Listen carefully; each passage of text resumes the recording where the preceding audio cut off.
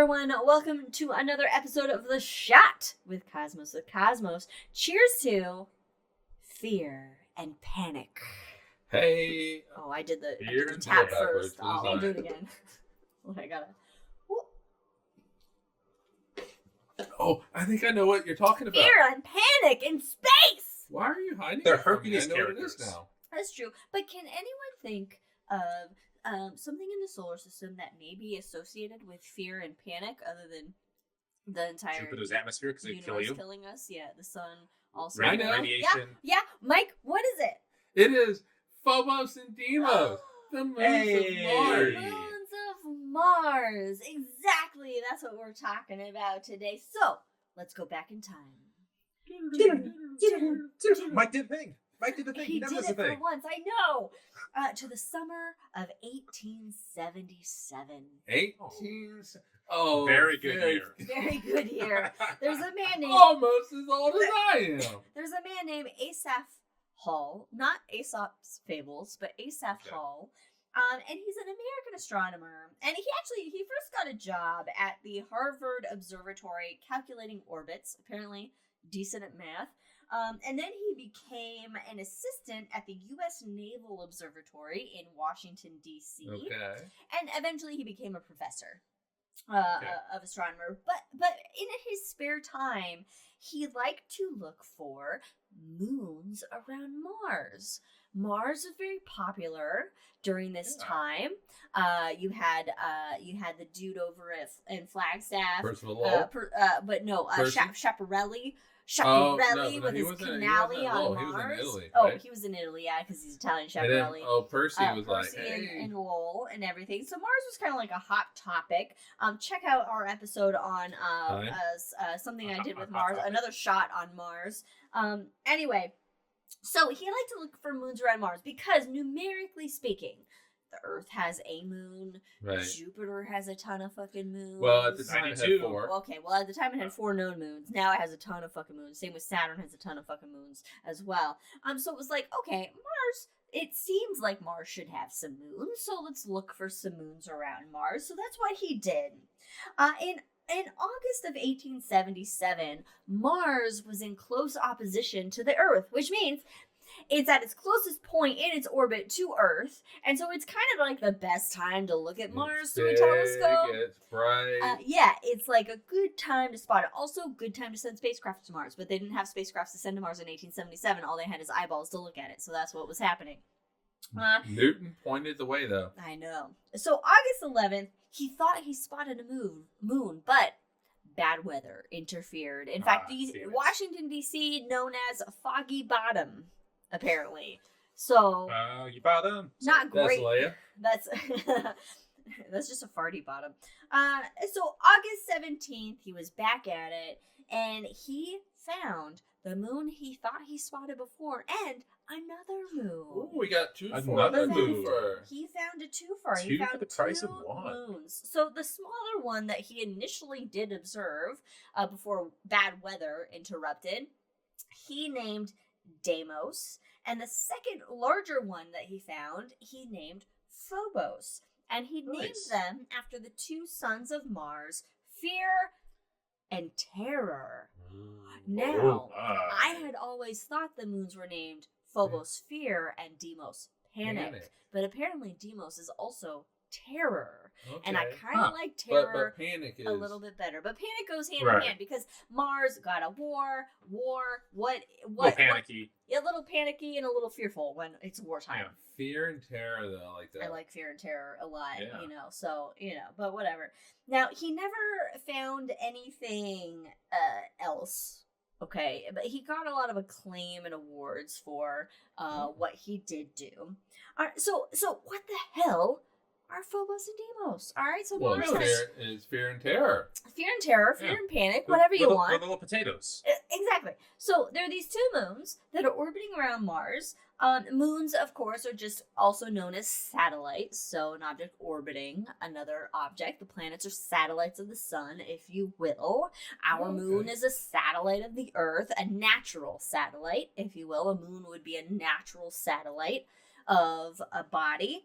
So, Phobos is only 18 miles across, and it orbits Mars in about 4 hours. Oh, Meaning shit. it's Oh, got to go that's fast. fast. It's quick. got to go fast to maintain that orbit and not, 'Cause it's close. fall in, or if it was going any faster, it could escape Mars. Which one is this, Phobos? Phobos.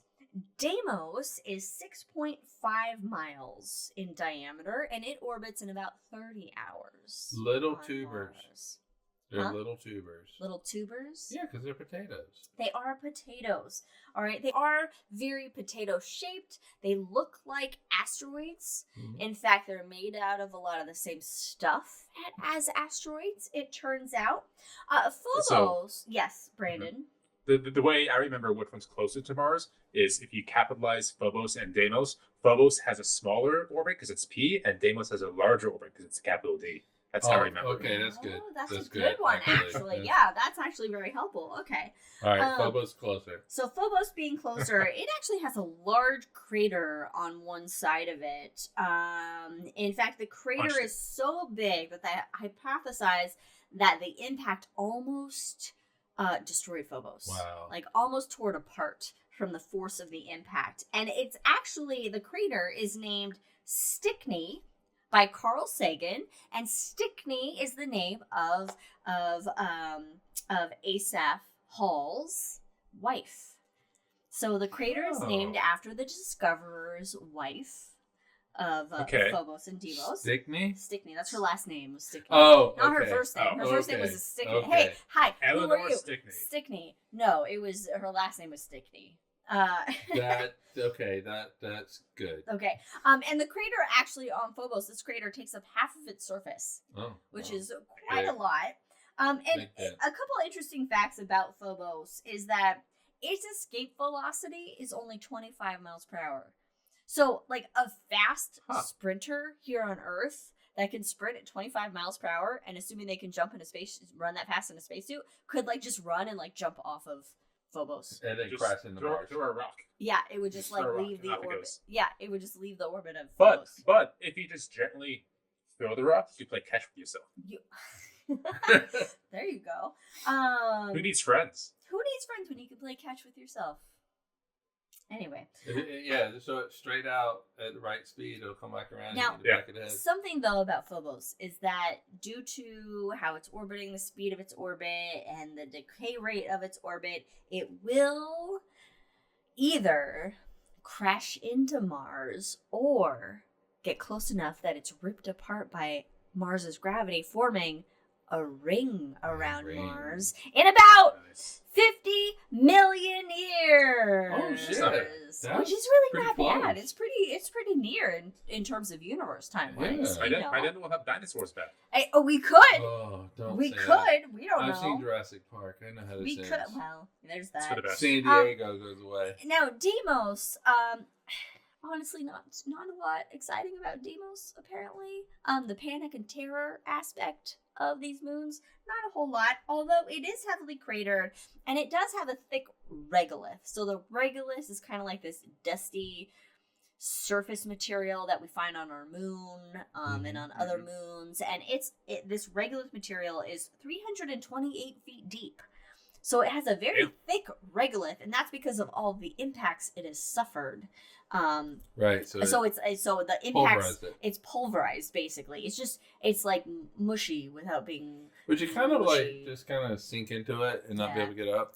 Pretty much, yeah. Probably not great to walk on Deimos Or I would land. say, or land.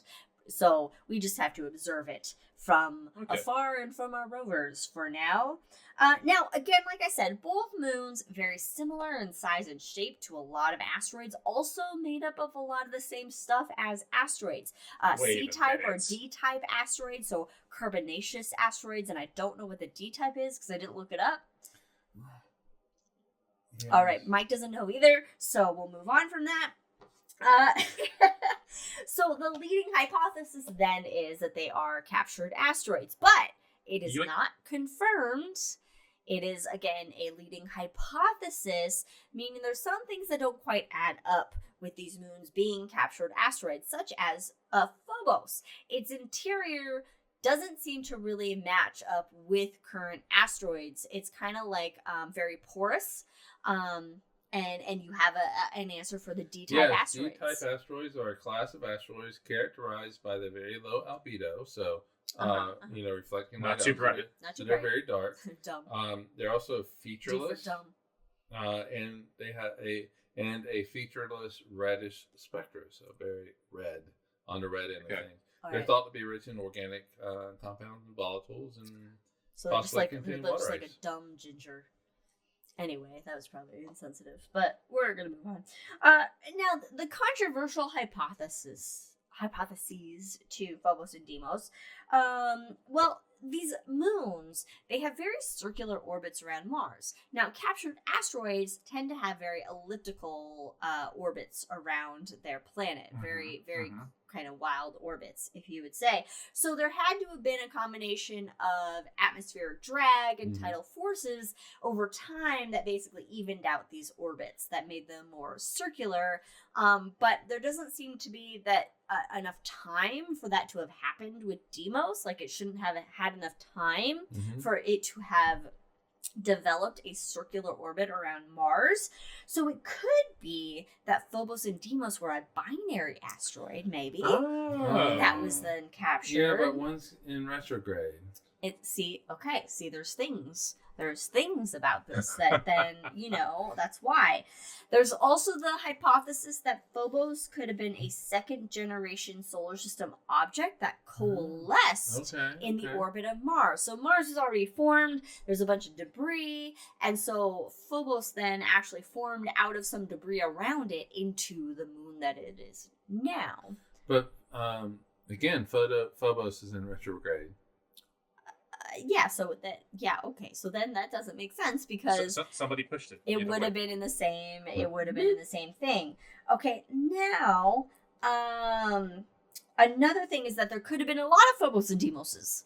So a lot of moons around Mars that were the result of an impact. Yes. And that kicked off material from Mars. Which would explain the retrograde. That would explain the retrograde orbits. An orbital war. An orbital war. So this material kicked off of Mars and then coalesced into these moons. And there were other ones out there. Maybe they've fallen into Mars over time or moved out over time. Again, we just see a current snapshot of what Mars is. We don't know what things necessarily looked like in the past, especially during, say, the heavy bombardment periods of the solar system where there was a lot of shit flying around and whatnot. So that is one option. And it also aligns more with Phobos's interior, that it was material ejected from Mars. So we don't really know the origins of these moons, which can be a little scary. We could get a little panicked about it, if you will. It's terrifying. It could be terrifying. We don't know the origins of these moons, but that just means that more studies are needed to resolve the mystery of the origins of Phobos and Deimos. But for now, again, there's really no need to be scared or panic or be terrified about it, because at the end of the day, they're just two moons hanging out with Mars and keeping our robots company. Nice. Thanks for joining us on this episode of The Shot. Follow us on all the things Cosmos to Cosmos. We'll see you next time. Bye, everybody. Cheers. Bye.